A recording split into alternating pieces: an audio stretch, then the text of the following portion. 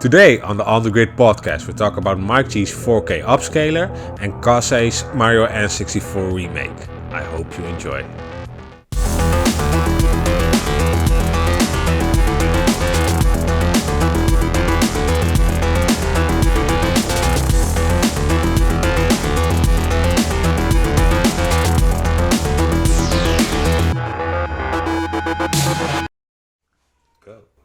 Welcome guys to the On The Grid podcast. I'm George, I'm here with Armando.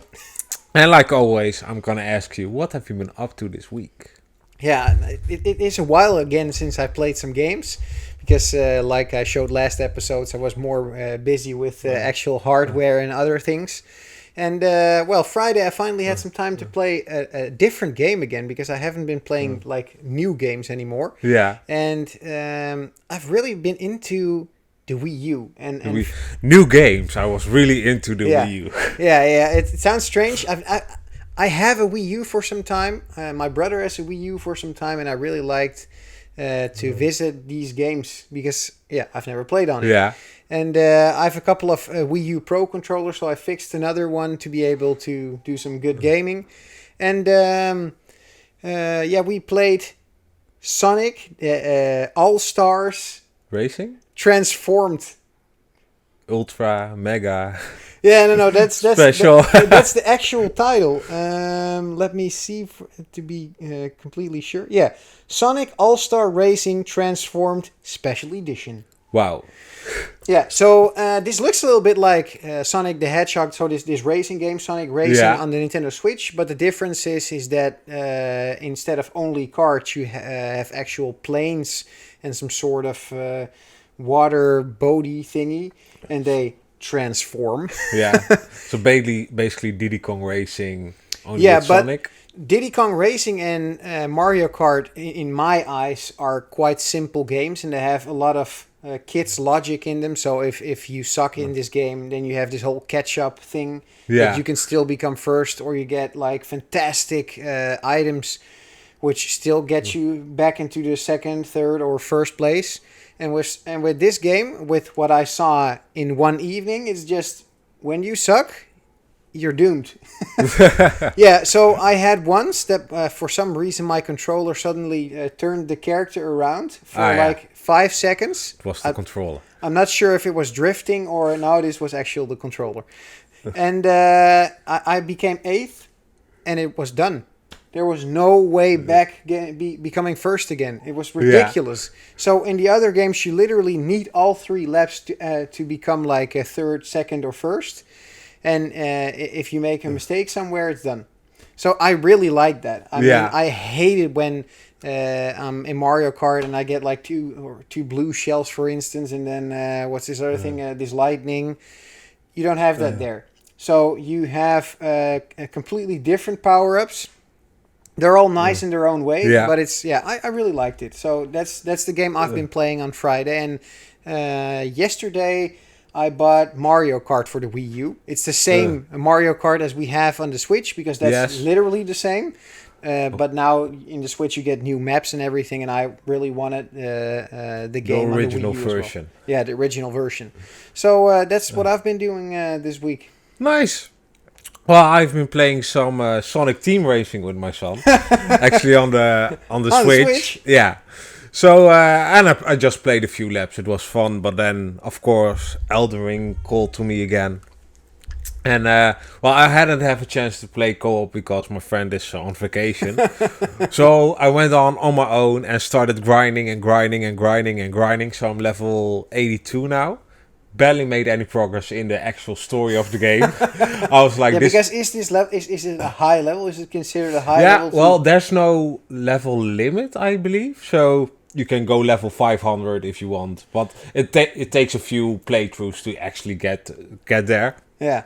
So, but I was just getting tired of getting my teeth kicked in, so I just went grinding. Then after a while, my son wanted to just walk around for a little bit, and he walked around, and there was an actual dragon was there, and I was like, oh, this does sound good, and I hit him, and I took away a lot of health, so I was like, oh, I'm gonna curve stomp you into the ground, and that's what I did with my final blast. So I was really happy about it.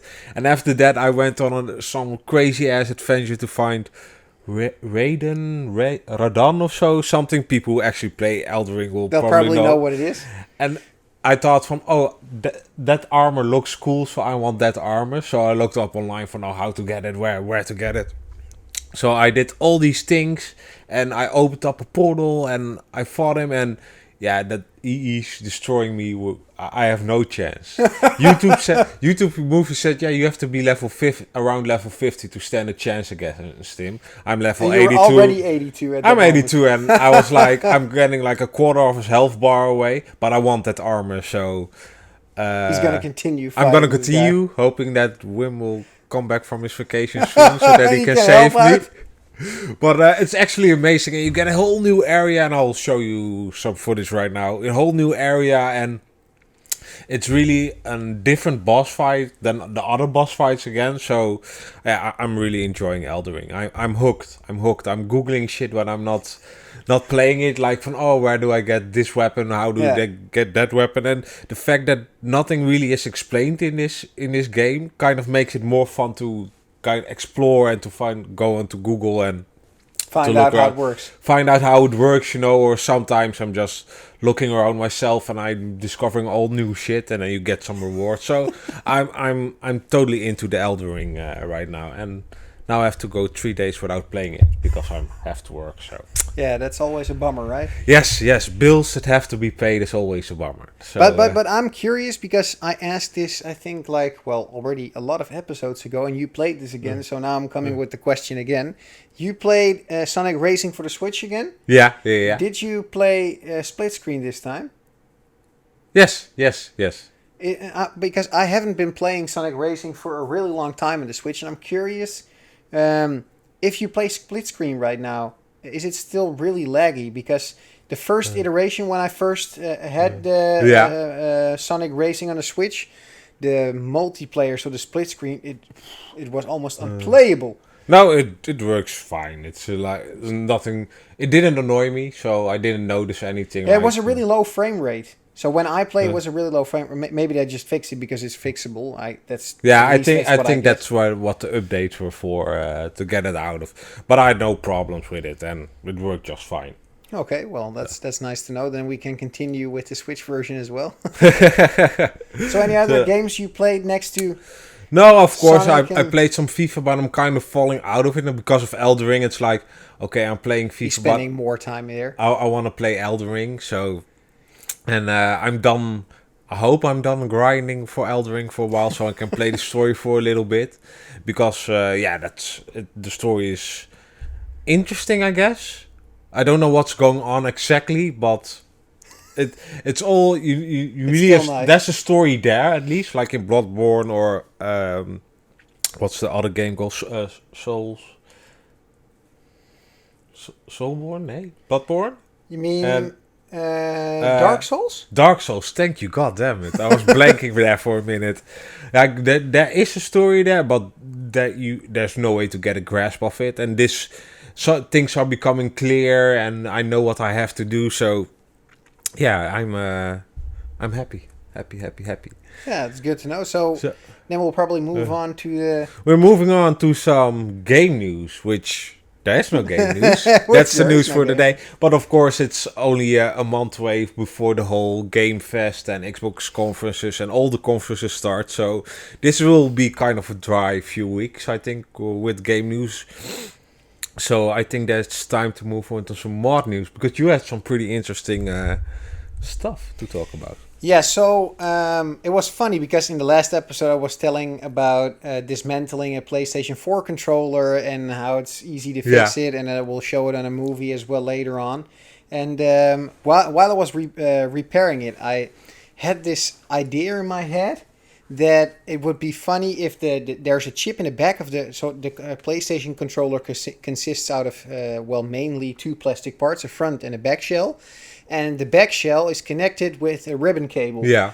And this ribbon cable goes into the main motherboard of the controller, and then goes to the back into a really small board. And this board is the board with the charging connector of the PlayStation 4 controller, which is a micro USB charging port. And of course, it doesn't make any sense if you look at it from a certain perspective, but a lot of people, including me, like to have our accessories all being connected via USB-C. And that's because then you only have to use one control or one cable. And the nice thing about USB-C is that you can put it both ways and it's still okay. Yeah.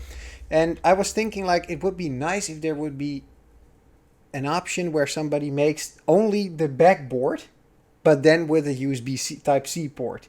So, well, I have a tweet here that will show on the screen where you showed us somebody actually a week later did this. So that's pretty nice to see. So if you want to see more about these things, you can go follow this guy and see whatever he's up to. Other mods which are really nice, which I found was, you already mentioned that it's actually the same guy that we're talking about. My brother, when his kid was born, he bought this Fisher-Price controller. Yeah. And it's a huge-ass white controller, and when you press on buttons, you hear these funny sounds. And annoying sounds. Yeah, annoying sounds, especially if you have a kid for longer which plays with this controller, and he or she will make you crazy. And the funny thing was, when I saw this controller, I thought, like, what would happen if I would take this thing apart and would actually make a controller inside? And somebody had the same idea, and we're going to show you this video right now to see how that looks. Well, I'm really curious what you think about this. I think it's pretty funny to see it. Well, I thought it was pretty fun, like seeing them play Elden Ring with it, because that's kind of the... it's already impossible, so doing it with the Fisher-Price controller... Why would you do that to yourself? Yeah. But it still makes the sounds. So that's funny. Just to annoy you completely. Like, can you imagine what happens if you fight a boss, which is almost unbeatable, and you constantly go back to this boss and you are constantly in the noise of this freaking irritating controller. Joy and sunshine and making happy. Peace is a good thing. And you're just there frustrating. That's a controller that would get broken out of frustration. But I like the creativity people come up with, like using that Fisher-Price controller and playing Elden Ring with it. I would like to see him finish Elden Ring with it, because it's one thing to play it. It's another thing and it's one thing to finish it. Because there's a big difference. So does this guy, what's his name? Let's see. Well, what I'm actually curious about is if he not only finishes it, I want to see it becoming wireless. Well, I don't care. I want to see him finish it. What's his name? His name is Rudaism? Rudaism. We're probably butchering your name, but here's the open challenge to finish Elden Ring with your Play Care, Fish Attack, whatever it is, controller. And let's go support him and tell him to finish the game. Yeah, absolutely. So we're gonna link the tweet also in the description below. Yeah, go follow him. And see him finish Elden Ring. And see him finish Elden Ring. He probably already quitted with it. Like, okay, it was fun, nice testing. He was playing like 5 to 10 minutes and he was like, oh my goodness, this is awful. So, one of the most... it's an actual item that we're already referring to from last week. Mike G had another tweet about his new scaler for retro game consoles. And now he said... After several months of testing and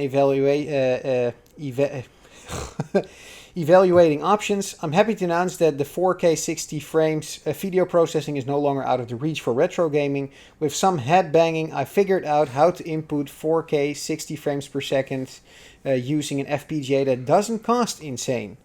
Tink 4K is coming. So this is really nice. So I already said, like, this guy is already working for a really long time to get the highest resolution out of his upscalers. And last week we showed a tweet of how he was showing off Mario with his first 4K upscaler. And now he seems so far into the place that he actually is able to make a product out of it. So that's really cool. So this is the tweet that we're talking about right here. And as you can see in the pictures, you can see Mario on Yoshi in 4K. Yeah. And I'm really curious what he's going to do and how long it's actually going to take, because I know that a lot of the guys switched over to different FPGAs Smaller ones, ones that were easier to get. So I'm curious what he's going to turn up with to actually build his product. And yeah, I'm really curious what we'll see next of him. So that's yeah. No. You go. That's for all the mod-related news. So because there's no regular news, I wanted to talk about something else. I found a guy on YouTube, and I like that people are still developing stuff for other consoles. So when you see games being released for the Neo Geo, the NES, the N64. Now I found a project of a guy who was working on Nintendo 64 version of Mario, so Mario N64. And the cool thing about this project is that he... so to give a little bit information on how it first all entered into this place. A while ago somebody reverse engineered how Mario 64 is running. So the source code you can actually make how do you call it? I'm trying to find the words. Well, you can place it on different kind of console. So you can play it on the PC, you can play it on your phone, and they found all kinds of ways to transfer to different consoles. To translate it to a different. I'm lost in the word what's actually the right one, but you get the point. So what this guy did is he was just diving into this code and seeing what type of decisions were made. So what he did is he completely checked all the code to see where mistakes were made. He checked the libraries of the games. Yeah. And because more programmers, of course, were working on this game, all these people used their own libraries. So what he did is he kicked out the libraries and he just made one library where all the rules are all asked from the same library, so that makes the game smaller. He found ways to make different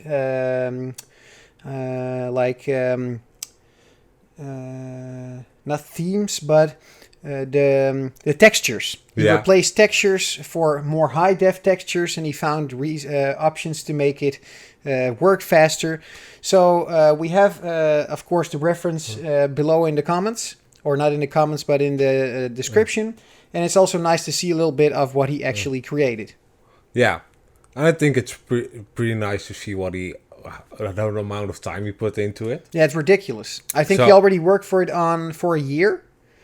And it's crazy to see how much better it runs. I think the original version runs at, I think about 18 or 20 frames per second. And he already fixed it this way that it's 40 frames per second. Yeah.